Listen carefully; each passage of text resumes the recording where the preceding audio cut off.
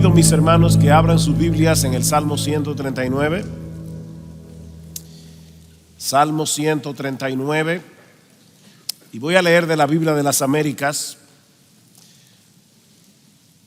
Dice así la palabra del Señor.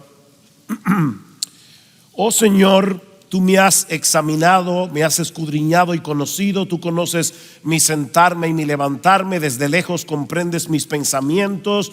Tú escudriñas mi senda y mi descanso, y conoces bien todos mis caminos. Aún antes de que haya palabra en mi boca, he aquí, oh Señor, tú ya la sabes toda. Por detrás y por delante me has cercado, y tu mano pusiste sobre mí.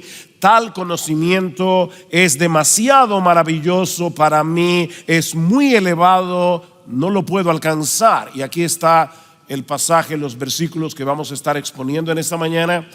¿A dónde me iré de tu espíritu? ¿A dónde huiré de tu presencia? Si subo a los cielos, he aquí, allí estás tú. Si en el Seol preparo mi lecho, allí estás tú. Si tomo las alas del alba y si habito en lo más remoto del mar, aún allí me guiará tu mano y me asirá tu diestra. Si digo, ciertamente las tinieblas me envolverán y la luz en torno mío será noche, ni aun las tinieblas son oscuras para ti, y la noche brilla como el día. Las tinieblas y la luz son iguales para ti. Vamos a orar. Señor, una vez más nos acercamos a ti en oración porque te necesitamos. El predicador te necesita. Todos los queridos hermanos y hermanas que están en este lugar te necesitan. Necesitamos que tú derrames tu Santo Espíritu mientras tu palabra es predicada, de tal manera que esta palabra pueda ser aplicada con poder en el corazón de cada uno, y que al final de esta exposición Cristo y solo Cristo sea exaltado. Bendícenos, ayúdanos, sorpréndenos, porque te lo pedimos en su precioso nombre. Amén y amén. En el año 1841, el reverendo William Fox le pidió a la poetisa inglesa Sarah Adams que junto a su hermana Eliza le ayudaran con la publicación de un himnario que él quería usar en su congregación. Sarah escribía la letra, su hermana, que era una gran compositora, componía la música. Estando a punto de concluir el proyecto, el predicador le comentó que le gustaría contar con un himno que pudieran cantar al final del servicio de ese domingo, porque él iba a predicar del encuentro entre Jacob y Esaú. Sara se inspiró en el pasaje del Génesis donde se relata aquel famoso sueño de Jacob en Betel, donde él vio una escalera que llegaba hasta el cielo y ángeles que bajaban y subían de la escalera. Así nació el himno que hoy conocemos como Cerca de ti, Señor. Cerca de ti, Señor, quiero morar, tu grande y tierno amor quiero gozar, etcétera. Ustedes conocen el himno. Aunque no se percibe en la traducción al español, la letra original hace referencia precisamente al peregrinaje de Jacob y al momento en que llega en la noche en Betel y él tiene un sueño, y ese sueño, esa escena, la autora la aprovecha para expresar ese deseo de disfrutar de la bendición de estar en la presencia misma de Dios, sobre todo cuando estamos atravesando tiempos de aflicción. Acabamos de hecho de cantar el himno Sé tú mi visión, y si notaron, varias de las estrofas hablan de ese anhelo del creyente de poder estar cerca de Dios, de poder estar en la presencia del Señor. Ahora, mis hermanos, ¿cómo encaja la letra de este himno y de estos himnos que nosotros cantamos con la doctrina de la omnipresencia de Dios? Existe la posibilidad de que un ser humano, sea creyente, sea incrédulo, se encuentre lejos de Dios. Bueno, en un sentido sí, en otro sentido no.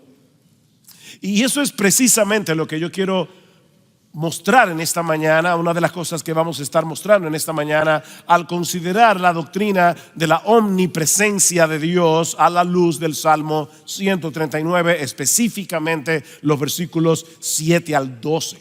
Uno de los rasgos más sobresalientes de ese salmo es cómo el salmista aborda el tema de los atributos de Dios. No como una doctrina interesante sobre la que vale la pena disertar, sino como un asunto de profundo interés personal y eminentemente práctico. Yo espero que tú hayas venido a esta conferencia sobre los atributos de Dios porque tú crees que este tema es importante para ti. Este salmo es un tratado de teología aplicada. Lo que este hombre conocía de la omnisciencia de Dios, versículos 1 al 6, de la omnipresencia de Dios, versículos 7 al 12, del poder omnipotente de Dios, tenía un impacto determinante en su vida cotidiana. Noten el versículo 6 una vez más: tal conocimiento es demasiado maravilloso para mí, es muy elevado, no lo puedo alcanzar. Versículo 14: te alabaré. Ven la reacción del salmista: te alabaré porque asombrosa y maravillosamente he sido hecho. Maravillosas son tus obras y mi alma lo sabe muy bien. Versículo 17: cuán preciosos también son para mí, oh Dios, tus pensamientos. Cuán inmensa es la suma de ellos. Si los contara, serían más que la arena. Al despertar, aún estoy contigo. Si los contara, serían más que la arena, dice el salmista. Eso es lo que esperamos que suceda durante toda esta conferencia. Que tú salgas de este lugar con este sentimiento, con esta expectativa. Y es a lo que yo espero contribuir en la sesión de esta mañana al hablar acerca de la omnipresencia de Dios. Veamos en primer lugar el alcance de la presencia de Dios. Versículo 7 nuevamente: ¿a dónde me iré de tu espíritu? ¿A dónde huiré de tu presencia? David está planteando aquí una pregunta hipotética. ¿Existe alguna posibilidad de que podamos escapar de Dios? ¿Hay algún lugar en todo el universo creado en el que podamos escondernos de Él? Y la respuesta, obviamente, mis hermanos, es un rotundo no, porque no existe ningún espacio en todo el universo en el que Dios no esté. Decía el puritano Edward Leite: Dios no está encerrado en ningún lugar ni excluido de ningún lugar. Dios no está encerrado en ningún lugar ni excluido de ningún lugar. Si hubiera algún lugar en el universo en el que Dios no esté, ese sería el límite de Dios. Pero todos sabemos que nuestro Dios es infinito. Todos sabemos que nuestro Dios es inmenso. ¿Recuerdan la oración de Salomón cuando dedicó el templo en el primer libro de Reyes? Pero morará verdaderamente Dios sobre la tierra. He aquí que los cielos y los cielos de los cielos no te pueden contener, cuanto menos esta casa que yo he edificado. Mis hermanos, solo la inmensidad de Dios puede abarcar a Dios. Ahora, cuando hablamos de la omnipresencia de Dios, lo que estamos diciendo no es únicamente que Dios sea tan y tan grande que trasciende toda limitación espacial. Y obviamente Él es así de grande. Pero al hablar de su omnipresencia, estamos afirmando algo mucho más sorprendente. La palabra latina omni significa todo. De manera que al decir que Dios es omnipresente, lo que estamos afirmando es que su presencia se encuentra en todo lugar a la vez. Todo Dios está en todas partes simultáneamente al mismo tiempo. Todo Dios. De manera que al decir que Dios es omnipresente, Lo que estamos diciendo es algo mucho más extraordinario que el simple hecho de que Dios sea tan grande que lo llena todo. No es más que eso. Es más que eso. De ahí la pregunta del salmista: ¿a dónde huiré de tu presencia? Y literalmente la palabra hebrea es cara. ¿A dónde me iré de tu cara? Nosotros estamos todo el tiempo frente a la cara de Dios, por decirlo de alguna manera. Yo estoy aquí, ¿verdad?, predicando en este púlpito, y yo espero, ¿verdad?, que aún allá atrás en la última fila, debido a estos instrumentos mecánicos, mi voz esté llenando todo este lugar. Pero lo cierto es que yo estoy aquí, no allá, ni allá, ni allá. De manera que yo solo estoy consciente de lo que puedo ver con mis ojos y en cierto modo de lo que puedo escuchar, ¿verdad? Si algo sucede aquí detrás, algo se cae, yo no sé qué se cayó, pero estoy consciente de que hay algo que está sucediendo allá atrás. Pero es hasta ahí donde yo llego. Ese no es el caso de Dios. Donde quiera que Él está allí con todo su ser, con todos sus atributos. Dice en Jeremías 23:23: ¿soy yo un Dios de cerca, declara el Señor, y no un Dios de lejos? ¿Podrá alguno esconderse en escondites de modo que yo no lo vea?, declara el Señor. ¿No lleno yo los cielos y la tierra?, declara el Señor. Y la idea aquí, obviamente, como dice Tozer, no es que Dios esté contenido en el cielo y en la tierra. En realidad, dice Tozer, Dios llena el cielo y la tierra como el océano llena un balde que ha sido sumergido en el océano a 1 milla de profundidad. Es verdad que el balde está lleno del océano, pero el océano rodea el balde en todas las direcciones. En otras palabras, dice Tozer, el cielo y la tierra están sumergidos en Dios y todo el espacio también. De manera, mis hermanos, que es imposible escondernos en algún lugar donde Dios no esté. Cuando Adán y Eva pecaron, hicieron el intento de esconderse de Dios. ¿Recuerdan? En Génesis 3:8. Pero mis hermanos, eso es tan absurdo como lo que hacíamos algunos de nosotros de niños en el pueblo donde yo nací. A los más grandes les encantaba hacer cuentos de terror de noche. Y uno se acostaba lleno de miedo. ¿Y cuál era la coraza que uno usaba para protegerse? La sábana.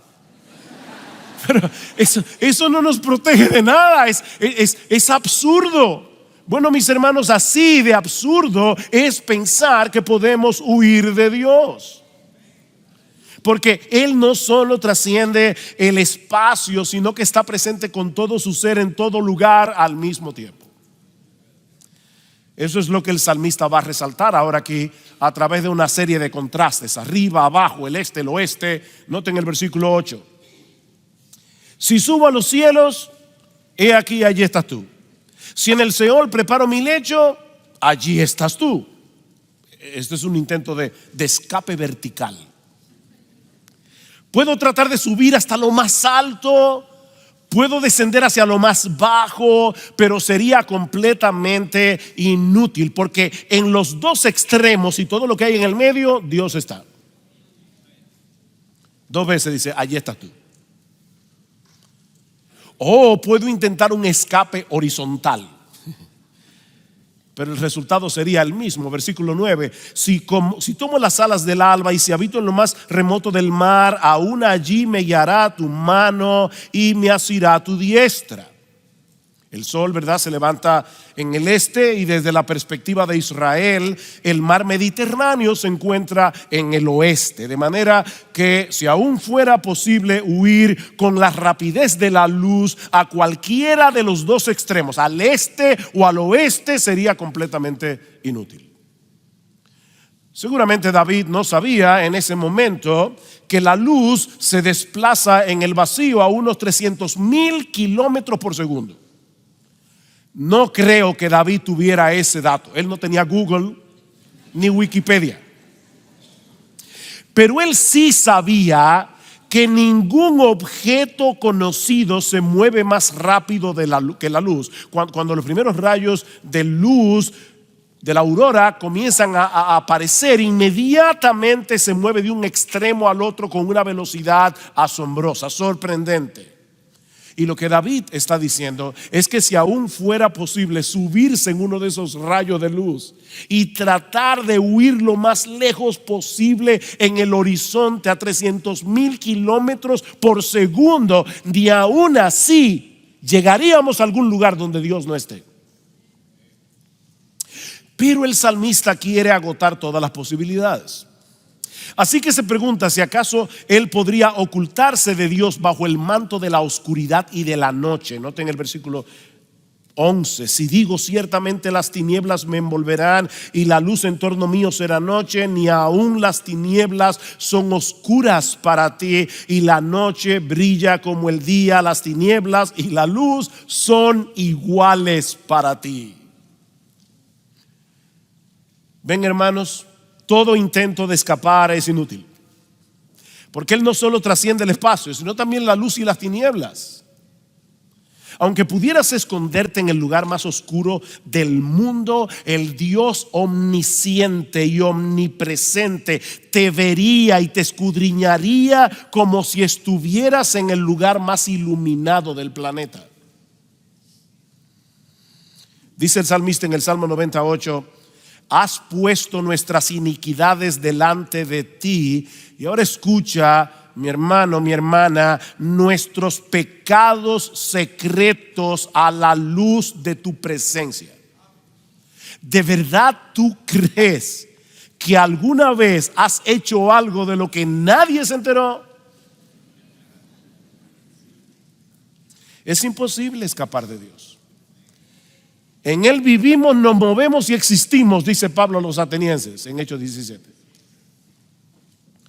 ¿Qué dice el autor de la carta a los Hebreos? Hebreos capítulo 4 versículo 13: que no hay cosa creada oculta a la vista, sino que todas las cosas están al descubierto y desnudas ante los ojos de aquel a quien tenemos que darle cuentas.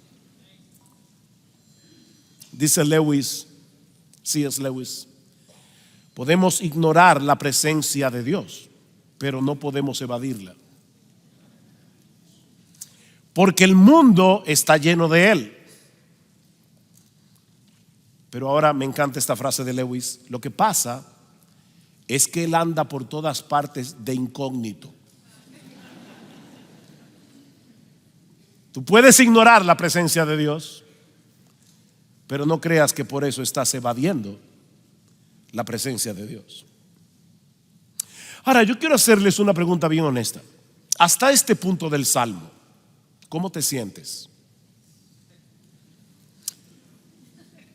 Porque cuando uno lee el Salmo, solamente ese texto, esa parte del Salmo, uno puede sentirse como el famoso personaje de Jean Valjean de Los Miserables, perseguido por el inspector Javert.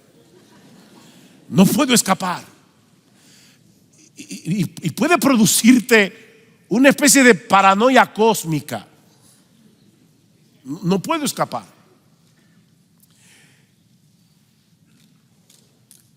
Imagínate que alguien te dice: por más que lo intentes, no vas a poder escapar de mí. Ok, yo te quiero proponer, no leas el Salmo 139 en ese tono. ¿Qué tal si estas palabras las dijera el Dios de amor, el Dios de toda bondad, que le dice a uno de sus hijos: hijo mío, no trates de escapar de mí, porque yo te amo tanto que no voy a permitir que cometas la locura de alejarte de mí? Ven, es muy diferente el tono. Mis hermanos, si somos creyentes, ese intento de escapar es innecesario, porque ese Dios omnisciente, omnipresente, es ahora nuestro Padre por causa de nuestra unión con Cristo. Todos los que hemos sido perdonados y reconciliados con Él no tenemos motivo para vivir aterrorizados por el hecho de vivir en la presencia de Dios. Pensemos en una pareja de esposos que se aman mutuamente. Debemos suponer, ¿verdad?, que van a querer pasar tiempo juntos. Y yo no me imagino a un esposo que ama profunda y genuinamente a su esposa pensando: ¿qué problema con esta mujer? Ahora quiere andar conmigo todo el día y no puedo pecar libremente, no puedo ni siquiera mirar a otra mujer. No tiene sentido. No tiene sentido. Bueno, mis hermanos, así de absurdo sería si alguien que profesa conocer al Dios lleno de gracia y de bondad, que en Cristo ha venido a ser nuestro Padre solo por gracia, solo por medio de la fe, quisiera mantenerlo lejos o a una distancia prudente para poder pecar con tranquilidad. No tiene sentido. Para el creyente no existe un privilegio más grande ni un consuelo más profundo que el hecho de saber que estemos donde estemos, estamos en la misma presencia de Dios. Su mano nos guía y nos protege, no importa dónde estemos. Versículo 10. Si tomo las alas del alba, si habito en lo más remoto del mar, aún allí me guiará tu mano y me asirá tu diestra. ¿Qué dice David en el Salmo 16? Que en la presencia de Dios hay plenitud de gozo, delicias a tu diestra para siempre. Ahora, el incrédulo sí tiene todas las razones del mundo para vivir aterrado ante la presencia de Dios. Porque si bien es cierto que Dios está completamente presente en todo lugar, con todos sus atributos, esto no significa que su presencia se manifieste de la misma manera en todo lugar y circunstancia. Lo que nos lleva de la mano a nuestro segundo encabezado. Ya vimos el alcance de la presencia de Dios. Veamos ahora en segundo lugar las diversas manifestaciones de la presencia de Dios.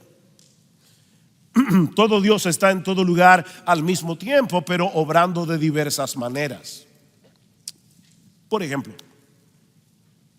un hombre puede estar trabajando en su casa a través de la computadora, trabajando a distancia, virtualmente, mientras vigila a su bebé de 1 año que está acostado en la cuna y mientras espera la llamada de su esposa que ha salido a hacer una diligencia y él tiene que salirla a buscar cuando ella termine.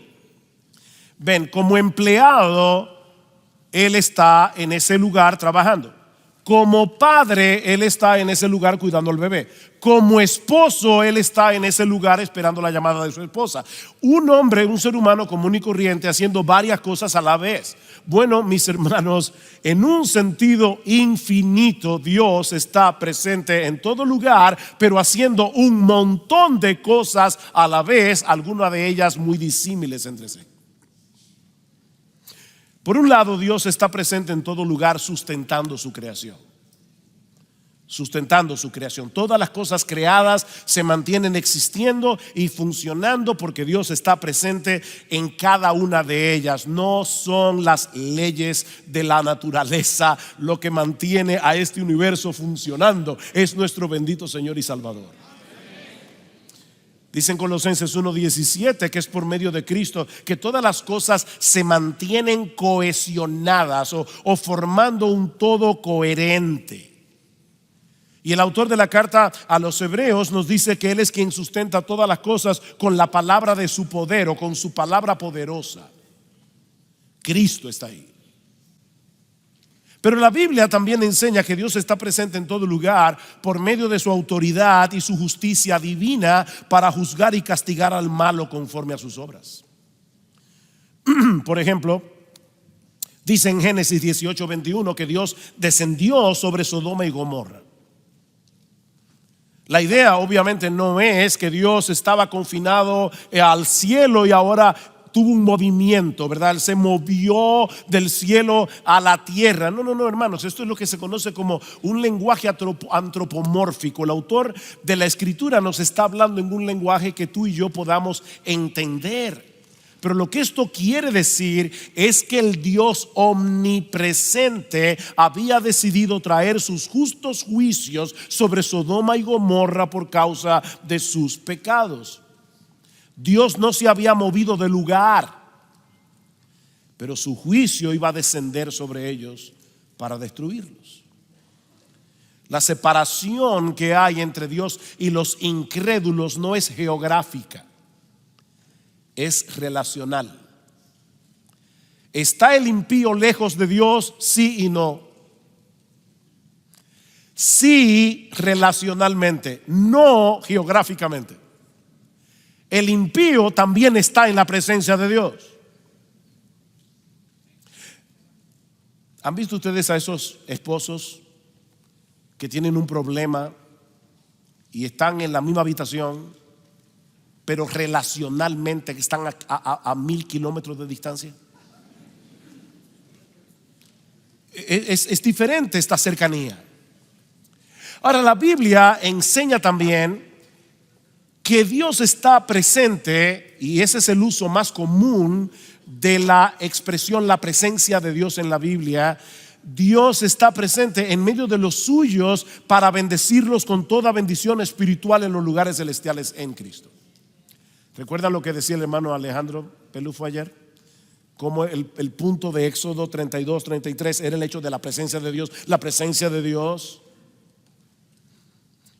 comparando la condición de los efesios antes y después de su conversión, Pablo les recuerda en Efesios 2:12 que cuando ellos no eran creyentes estaban separados de Cristo, alejados de la ciudadanía de Israel, ajenos a los pactos de la promesa, sin esperanza, sin Dios en el mundo. Pero ahora en Cristo Jesús, vosotros que en otro tiempo estabais lejos, habéis sido hechos cercanos por la sangre de Cristo. Obviamente Pablo no está hablando de una lejanía física, sino relacional. No es que Dios esté lejos y de repente Él se mueve hacia nosotros. No, como dice el puritano Stephen Charnock, no es Dios el que se acerca, somos nosotros los que somos atraídos hacia Él. Isaías 57:15, porque así dijo el alto y sublime, el que habita la eternidad y cuyo nombre es el Santo. Yo habito en la altura y la santidad, y con el quebrantado y humilde de espíritu, para hacer vivir el espíritu de los humildes y para vivificar el corazón de los quebrantados. Dios se acerca en ese sentido. Así que es correcto cantar: cerca de ti, Señor, quiero morar, tu grande y tierno amor quiero gozar. Llena mi pobre ser, limpia mi corazón, hazme tu rostro ver en comunión. Sí, es correcto. Sí, es correcto. Cerca de ti, Señor, cerca de ti, Señor. El que está en lo más alto viene a habitar con aquellos que tienen un corazón arrepentido, con aquellos que se humillan delante de Él. Es por eso que la Biblia, la presencia de Dios suele ser sinónimo de bendición. ¿Cuál era la bendición sacerdotal, arónica? Números capítulo 6: así bendeciréis a los hijos de Israel. El Señor te bendiga y te guarde. El Señor haga resplandecer su rostro sobre ti y tenga de ti misericordia. El Señor alce sobre ti su rostro y te dé paz. Esa es la bendición de estar en la presencia de Dios. Es en ese sentido que debemos entender la presencia especial de Dios en diversos lugares a través de la historia de la redención: el huerto del Edén, el tabernáculo, el templo. No es que Dios estuviera presente en esos lugares más que en el resto del planeta. Él es omnipresente. Pero Dios ha escogido lugares para venir y bendecir a su pueblo de una forma especial al revelar su carácter por medio de su adoración y de su palabra. Hermano, Dios viene por su palabra. Hay una corito de estos modernos que dicen Dios está aquí porque yo lo siento así. No es porque tú lo sientes así. A veces yo no siento la presencia de Dios y Dios está ahí como quiera. Dios viene por medio de su palabra. Y todo esto no era más que un anticipo de lo que habría de suceder por medio de Cristo y de su obra, lo que nos lleva a nuestro tercer encabezado: la presencia de Dios en el nuevo pacto. La presencia de Dios en el nuevo pacto, la manifestación más extraordinaria de la presencia de Dios con nosotros, no hay dudas, la tenemos en Jesucristo.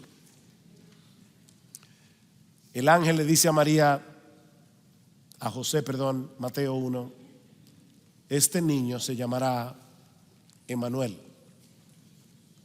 Emmanuel, Dios con nosotros. A través del Antiguo Testamento Dios había hecho una serie de pactos con su pueblo, es decir, promesas a las que Dios había añadido un juramento. ¿Y cuál era la promesa de las promesas? ¿Cuál es la promesa esencial de todos esos pactos? Yo seré vuestro Dios y ustedes serán mi pueblo. O como dice en Levítico 26:12, y esta es la versión que más me gusta, dice: andaré entre vosotros y seré vuestro Dios y vosotros seréis mi pueblo. Andaré entre vosotros. Mis hermanos, ¿a qué les suena eso?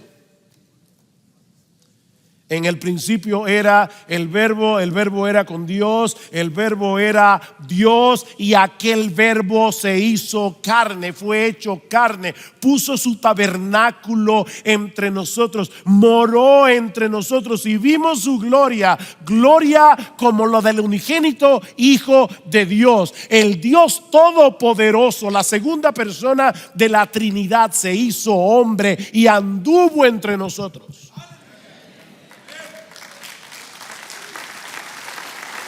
Así que lo que Mateo y Juan nos quieren hacer ver es que en Cristo se cumplen plenamente la promesa de todos esos pactos, porque en Él habita corporalmente toda la plenitud de la deidad. Colosenses 2.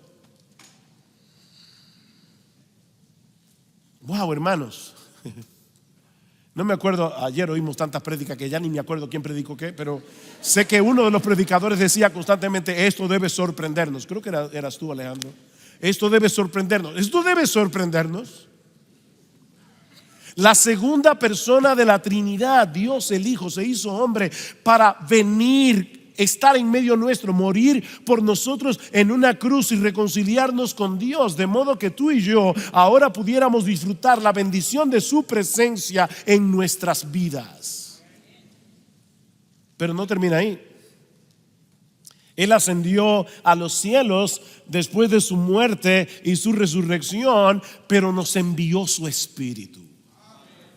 ¿Recuerdan cuando el Señor dice en el aposento alto: yo no os dejaré huérfanos, vendré a vosotros? Él no está hablando allí de la segunda venida, Él está hablando de la venida de su Espíritu. Yo no pienso dejarlos huérfanos, yo vendré a vosotros. Así que por causa de Jesús, nosotros, tú y yo, somos morada de Dios. Somos templos del Dios viviente. O sea, recuerdan Juan 14: no se turbe vuestro corazón, creéis en Dios, creed también en mí. En la casa de mi Padre muchas moradas hay. Yo voy a venir a llevarlos conmigo. Lo que Cristo está diciendo es: hay moradas, ya están listas, hay lugar para nosotros en el cielo. Pero en lo que llegamos a la morada de Dios, ¿saben lo que voy a hacer? Le dice Jesús: yo voy a traer esa morada a vosotros, a vuestro corazón. Él trajo su morada por medio de su Espíritu, mientras aguardamos el cumplimiento de Apocalipsis capítulo 21 versículo 3. He aquí el tabernáculo de Dios con los hombres, y Él morará con ellos, y ellos serán su pueblo, y Dios mismo estará con ellos como su Dios. ¿Y saben lo que sucederá, mis hermanos? En ese momento enjugará Dios toda lágrima de los ojos de ellos, y ya no habrá muerte, ni habrá más llanto, ni clamor, ni dolor, porque las primeras cosas pasaron. Ese será el clímax de la vida bienaventurada, cuando podamos disfrutar de la presencia de Dios en cuerpos glorificados, sin el estorbo del pecado. Qué triste, ¿verdad, hermanos? Estamos aquí en este cuerpo de muerte. Esta mañana, obviamente, como decía el hermano Luis, estamos cansados. Esta conferencia es una bendición, pero cansa. Y esta mañana, cuando nos despertamos, y uno trata de poner su corazón, ¿verdad?, para lo que va a hacer, y en una tuve que decirle: Señor, por favor, ayúdame, porque estoy tratando de orar, pero mi mente está divagando, estoy cansado. En el cielo no divagaremos más. Estaremos contemplando sin estorbo la gloria del Señor en la persona de Jesús por los siglos de los siglos, no por 2 días en una conferencia. ¿Se dan cuenta, mis hermanos, la importancia de esta doctrina? Aquí y ahora, esto no es una mera abstracción académica. Vivimos en la presencia de Dios, y eso tiene implicaciones, lo que nos lleva a nuestro último encabezado, y que veremos mucho más brevemente: las aplicaciones prácticas de la presencia de Dios. En primer lugar, mis hermanos, esta doctrina es fundamental para nuestra lucha con el pecado y nuestro crecimiento en santidad. Esta doctrina es fundamental para nuestra lucha contra el pecado y para nuestro crecimiento en santidad. Recordar que vivimos constantemente en la presencia de un Dios 3 veces santo será un poderoso incentivo para decirle no a las tentaciones. Será un poderoso incentivo para vivir para la gloria de Dios. Éxodo 20 es uno de esos textos que me asombran, sobre todo el primer mandamiento: no tendrás dioses ajenos delante de mí. ¿Escuchan lo que le dice Dios a su pueblo aplicando su omnipresencia? No tendrás dioses ajenos delante de mí.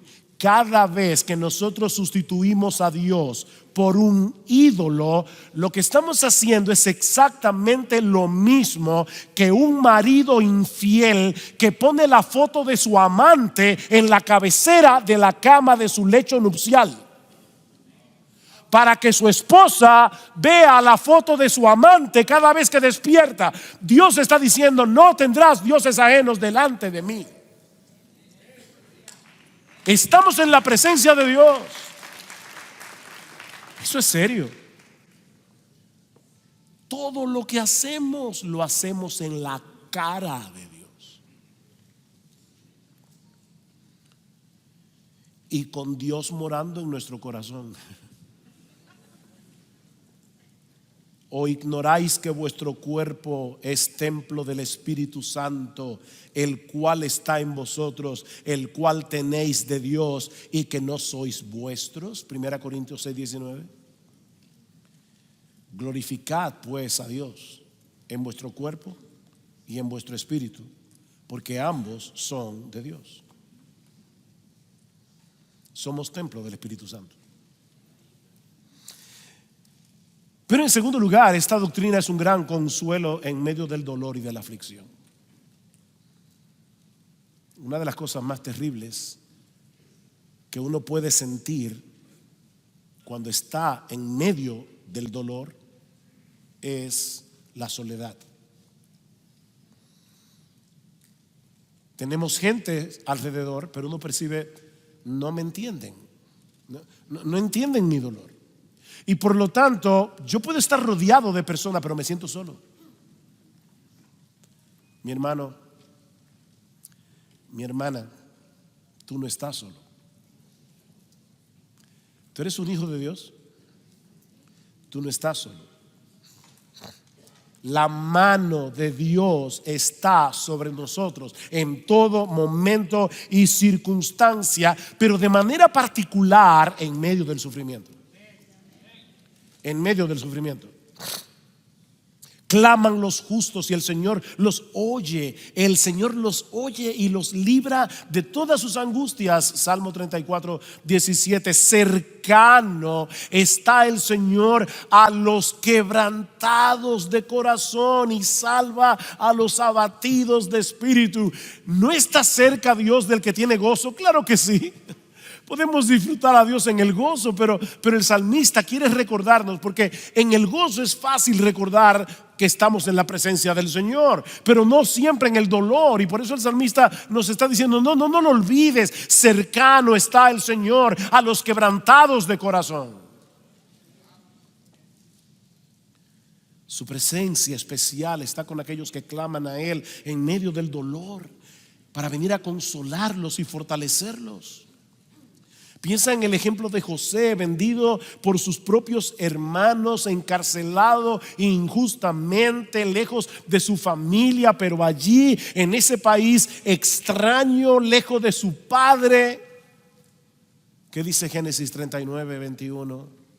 Pero el Señor estaba con José. Y eso hace toda la diferencia. En tercer lugar, esta doctrina debe ser un incentivo para tener comunión con Dios y para depender continuamente de Él en oración.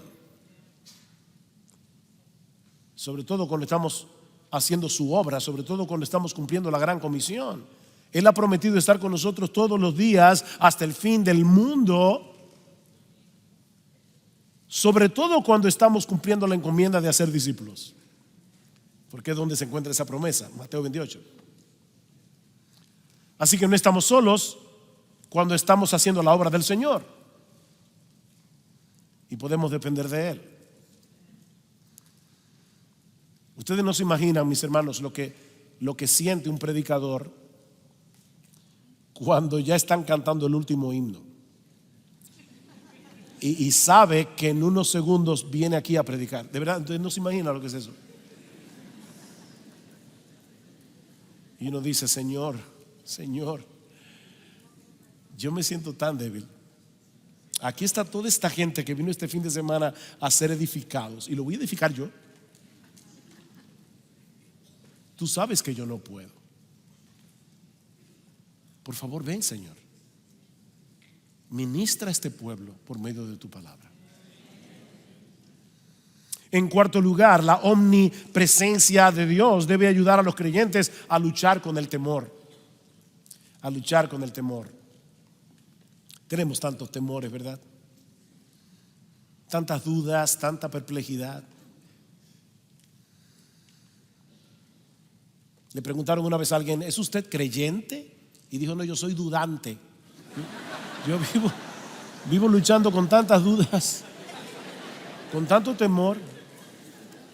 ¿Tú quieres luchar eficazmente contra el temor? ¿Cómo se sostuvo Moisés delante de Faraón, el hombre más poderoso de la tierra? Porque él estaba viendo al invisible. Él estaba consciente: el todopoderoso creador de los cielos y la tierra está aquí al lado mío. ¿De quién temeré? Alzaré mis ojos a los montes. ¿De dónde vendrá mi socorro? Mi socorro viene de Jehová, que hizo los cielos y la tierra. Él no duerme, no descansa, no toma siesta, siempre está aquí. Decía alguien: donde quiera que las pruebas te encuentren, escucha su promesa: no temas, porque yo estoy contigo. No desmayes, porque yo soy tu Dios que te esfuerzo. Siempre te ayudaré, siempre te sustentaré con la diestra de mi justicia. Wow, qué promesa más hermosa. Dios está contigo. En quinto lugar, el hecho de que Dios manifieste su presencia especial en medio de su adoración y de su palabra debería traernos con expectativas a congregarnos con su iglesia en el día del Señor. Porque así como Dios estuvo en el huerto del Edén, así como estuvo en el tabernáculo, así como estuvo en el templo, bueno, mis amados hermanos, la iglesia congregada es la casa del Dios viviente, dice Pablo en 1 Timoteo capítulo 3, versículo 15. Y no es que haya más esencia de Dios en este lugar que la que puede haber allá afuera. No, la esencia de Dios lo llena todo. Pero Dios viene a bendecir a su pueblo por medio de su palabra cantada, orada y predicada. Nosotros debemos cantar la palabra, orar la palabra y predicar la palabra.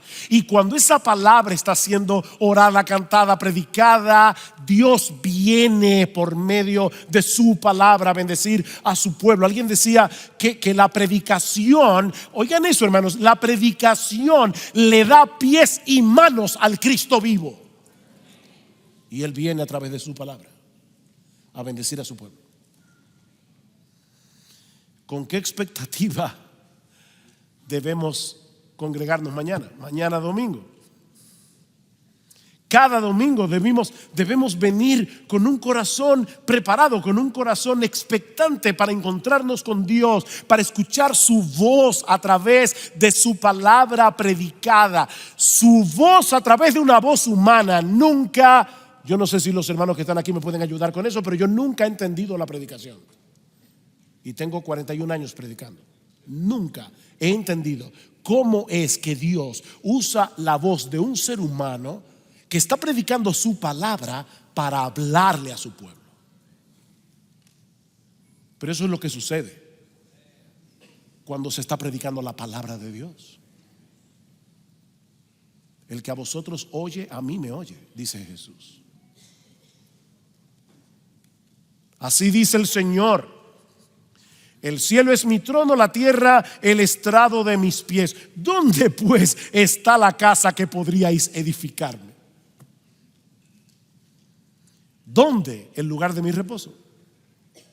Todo esto, dice Dios, lo hizo mi mano, y así todas estas cosas llegaron a ser, declara el Señor. Pero, esos benditos peros de la Biblia. Pero a este miraré, al que es humilde y contrito de espíritu y que tiembla ante mi palabra. ¿Tú quieres disfrutar de una íntima y deleitosa comunión con Dios?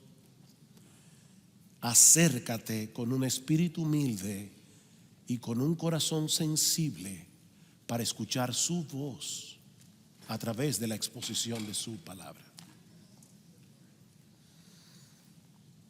Y finalmente, la omnipresencia de Dios es una advertencia para todos aquellos que no conocen a Dios y continúan en su obstinación y en su pecado. Yo no puedo asumir que todos los que están aquí son verdaderos creyentes.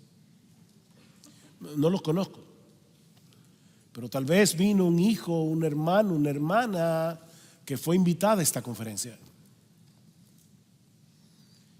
Mi amigo, recuerda que no existe un lugar en todo el universo en el que puedas esconderte de Dios. Y cuando tengas que comparecer delante de Él en el día del juicio, te enfrentarás con un juez que conoce tu vida hasta en el más mínimo detalle.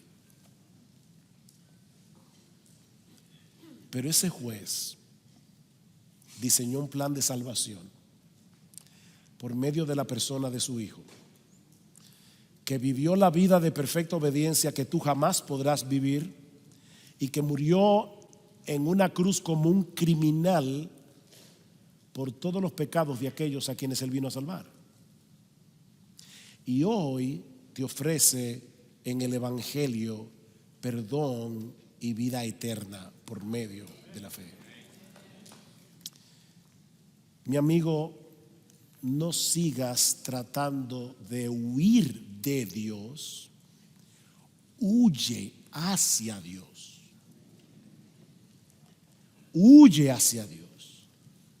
Ven y refúgiate en Cristo por la fe, porque en Él hay perdón, en Él hay misericordia.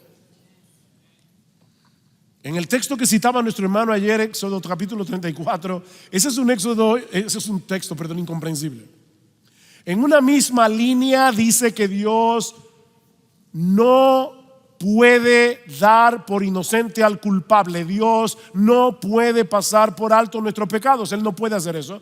Pero al mismo tiempo dice que Él perdona la iniquidad, la rebelión y el pecado. ¿Cómo podemos conectar en una misma línea? Yo nunca daré por inocente a un culpable y al mismo tiempo yo perdono.